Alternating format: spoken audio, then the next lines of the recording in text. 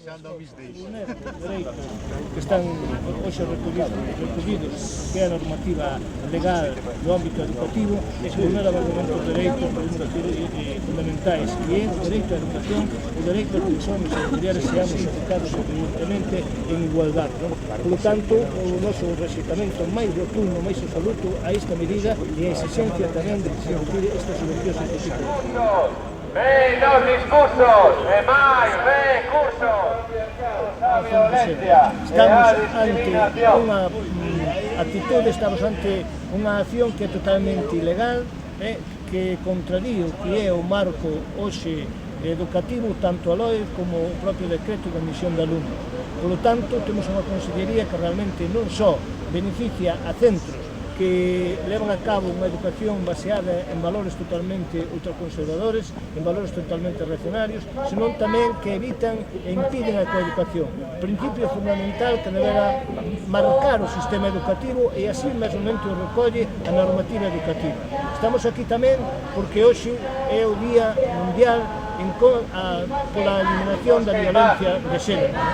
Evidentemente, os centros que segregan alumnado por cuestión de xénero teñen valores e teñen proxectos educativos e teñen idearios de centros que nada axudan, evidentemente, a evitar a eliminación do que é a violencia de xénero. Difícil é conseguir a igualdade na práctica entre homens e mulleres, difícil vai a ser que desapareza a discriminación de xénero se os propios centros educativos non teñen como elemento fundamental no seu sistema educativo trasladar valores que eviten esa discriminación e, polo tanto, serán de alguna maneira, será unha formación nada crítica, será unha formación que dea por bon a reproducir os roles que hoxe ten desempeñado ou que a muller. Nese sentido, escollemos este día porque si pensamos que evidentemente non é a maneira de previr o que é a violencia de xénero con centros que se crean ao alumnado por razón eso de esa exigencia á propia Consellería de Educación que retire eses concertos e que evite e impida a segregación de centro, perdón, a segregación de alumnos á hora da súa escolarización. Única e exclusivamente, esas son as razóns que nos traen aquí, e, bueno, temos que dicir que a Administración Educativa non só dá 3 millóns de euros a este tipo de centros, cando son as necesidades educativas moi grandes nos centros públicos, senón que mesmamente nos orzamentos que se prevén para o ano 2010, pois recolle, neste caso, unha partida orzamentaria de 259 millóns, que van supondo o 11% do orzamento da Consellería, dirixida a centros privados concertados, que moitos deles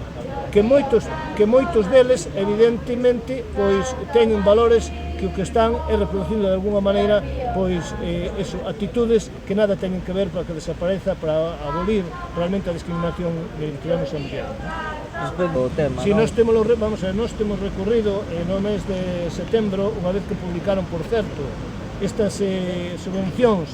que o anterior goberno deixara informada de a súa negación a poder ofertar os concertos educativos na medida en que conculcaban e vulneraban como dicía antes, o marco legal establecido no ámbito educativo, pero, sin embargo, a toma de posesión deste goberno retomou o tema e non tuvo empache ningún conceder estes concertos, cando, desde o noso punto de vista, pois eso, o que fan é contradicir toda a legislación que hai. Iso que nos levou a CIGA a ter presentado un contencioso administrativo no diante do Tribunal Superior de Xustiza de Galiza, no cal, bueno, esperemos que realmente nos dé a razón e que a administración, se non é pola vía da actuación política, sexa polo menos pola vía judicial a que teña que ao final retirar pois a subvención total a estes centros que teñen como objetivo segregar e teñen como objetivo eliminar a coeducación do sistema educativo.